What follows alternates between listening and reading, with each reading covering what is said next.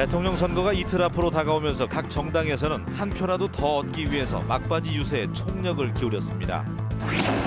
익산 하수 종말 처리장의 하수 처리 용량이 부족해서 제 역할을 하지 못하고 있지만 시설 개선을 위한 예산 확보가 쉽지 않을 것으로 보입니다.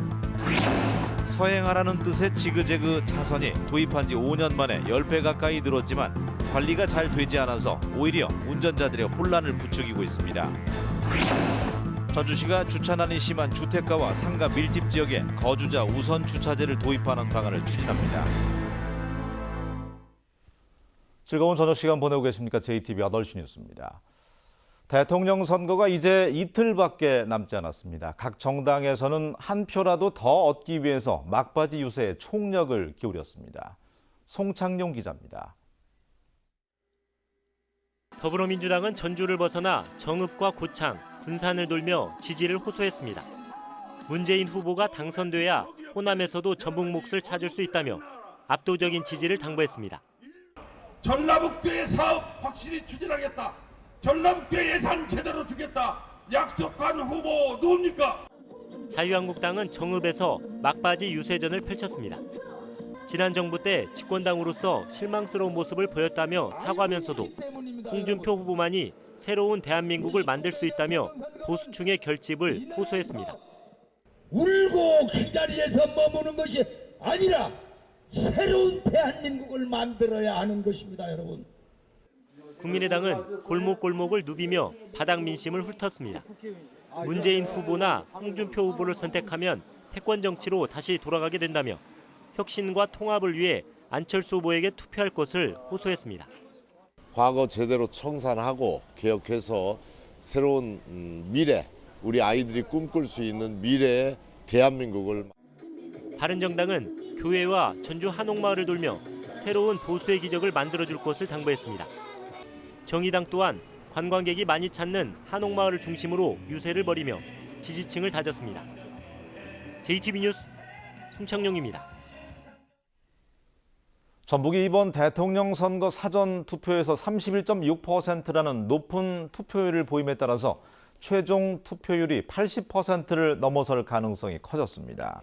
전북의 대선 투표율은 1997년 15대 대선에서 85%로 높았지만 2002년 16대 대선에서 74%로 떨어진 뒤에 2007년에는 67%, 2012년에는 77%, 세 차례 연속 대선 투표율이 80%를 밑돌았습니다. 그러나 이번 대선은 전북에서 문재인, 안철수 두 후보가 치열한 경쟁을 펼치는 데다 사전 투표율까지 30%를 초과해서 전북의 대선 투표율이 20년 만에 80%를 넘을 것으로 점쳐지고 있습니다. 익산 하수 종말 처리장의 일부 시설이 용량 부족으로 제 역할을 못하고 있습니다. 시설 개선이 시급하지만 200억 원이 넘는 예산 확보가 쉽지 않은 상황입니다. 김진영 기자가 보도합니다. 하루 10만 톤의 생활 하수를 처리하는 익산 하수 종말 처리장입니다. 하수 정화 과정에서 수분이 포함된 찌꺼기가 680여 톤 발생합니다.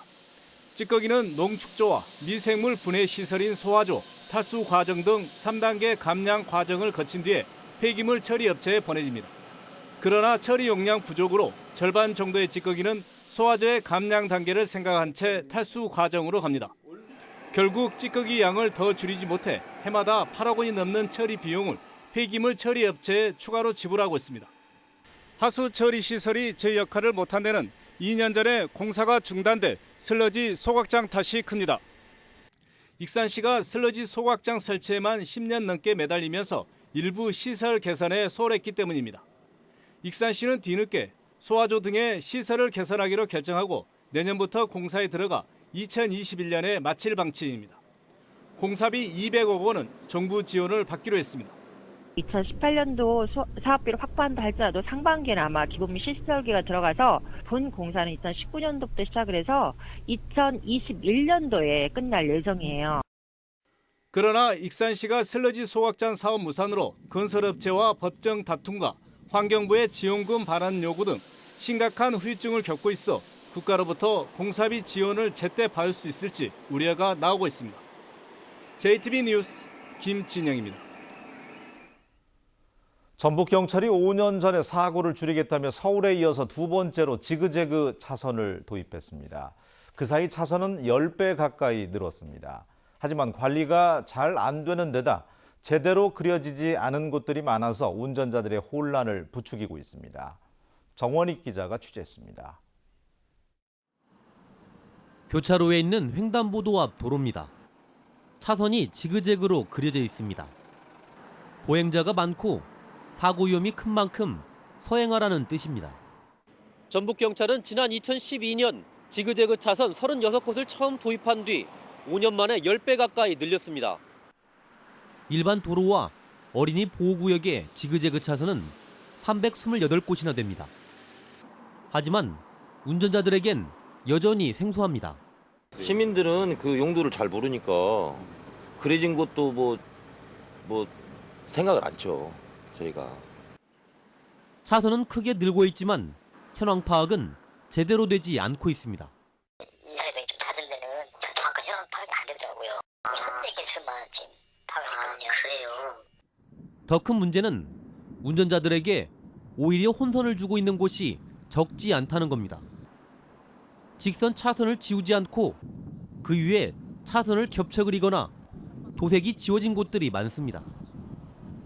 기준과 달리 차선 길이도 제각각입니다.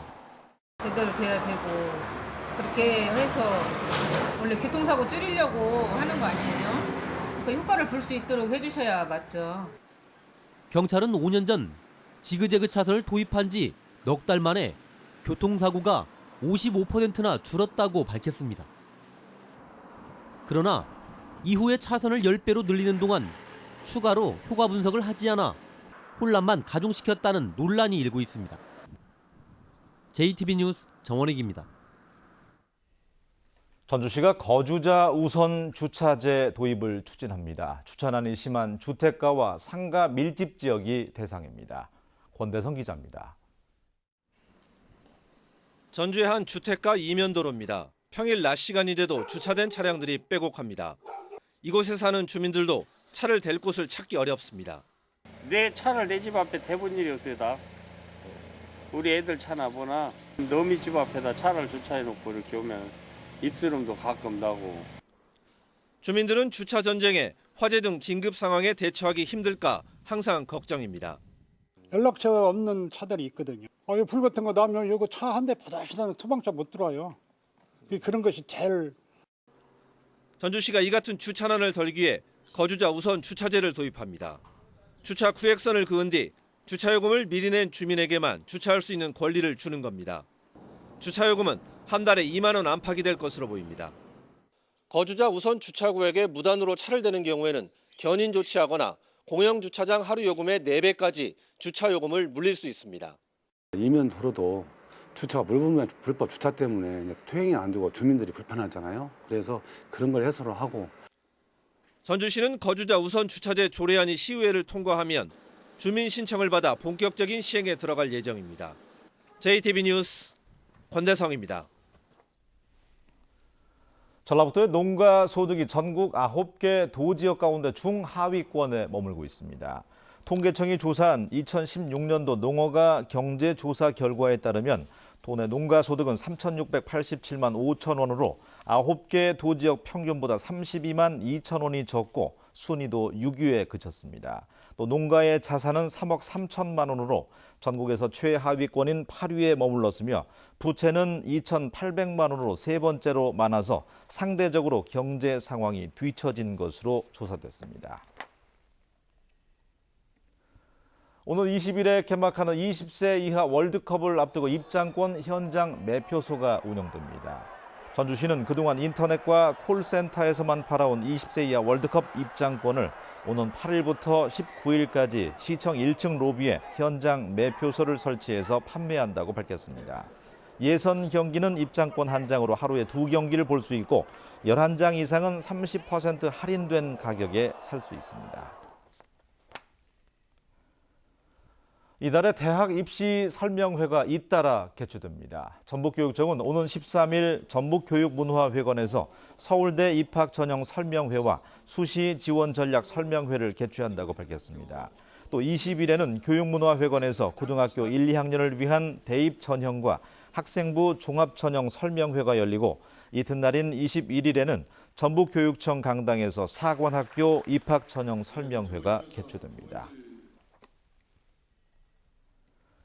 지난해 우리나라를 찾은 외국인 환자가 크게 늘었지만 전북을 찾은 외국인 환자는 오히려 줄어든 것으로 나타났습니다. 보건복지부에 따르면 지난해 우리나라를 방문한 외국인 환자는 모두 36만 4천여 명으로 한 해 전에 비해서 23%나 늘었습니다. 반면에 전북을 찾은 외국인 환자는 3,889명으로 1.1%가 줄었습니다. 장애인 주차 구역의 불법 주차에 대한 합동 단속이 이루어집니다. 전라북도와 시군 지체장애인협회는 오는 19일까지 장애인 전용 주차 구역에서 불법 주차와 주차 방해 등을 단속하기로 했습니다. 지난해 합동 단속에서는 모두 19건의 위반 사항이 적발됐습니다. 제87회 남원 춘향제가 닷새간의 일정을 모두 마치고 오늘 폐막했습니다. 이번 춘향제는 춘향, 사랑으로 너를 그리다라는 주제로 4개 분야 24개 프로그램이 펼쳐졌으며 90여만 명이 찾은 것으로 집계됐습니다. 한편 춘향제 행사로 열린 제44회 춘향 국악대전 명창대회에서는 김지숙 씨가 대상을 받았습니다. 사회 관계망 서비스죠. SNS를 통해서 만나 마트에서 담배를 훔친 10대 3명이 경찰에 붙잡혔습니다. 전주 완산경찰서는 마트에서 담배를 훔친 혐의로 18살 정모군에 대해서 구속영장을 신청하고 18살 신모군과 17살 송모양을 각각 불구속 입건했습니다. 이들은 지난 5일 새벽 3시쯤 전주시 덕진구 한 마트에서 돌로 유리문을 깨고 들어가 담배를 훔친 데 이어서 새벽 5시쯤 전주시 완산구 한 금은방에서 금품을 훔치려다 경보음이 울리자 달아난 혐의를 받고 있습니다. 어제 오후 9시 10분쯤 김제시 북죽동 서해안 고속도로 하행선에서 도로에 서 있던 34살 김모 씨를 67살 이모 씨가 몰던 승용차가 들이받아 김 씨가 숨졌습니다. 경찰은 사고 처리를 위해서 도로에 나와 있던 김 씨를 이 씨가 미처 발견하지 못해서 사고가 난 것으로 보고 정확한 사고 경위를 조사하고 있습니다. 날씨입니다. 전북은 오늘 맑은 날씨를 보였지만 황사의 영향으로 미세먼지 농도가 매우 나쁨 수준을 보였습니다. 내일도 미세먼지 농도는 나쁨 수준을 보일 것으로 예상돼서 건강 관리에 주의가 필요합니다.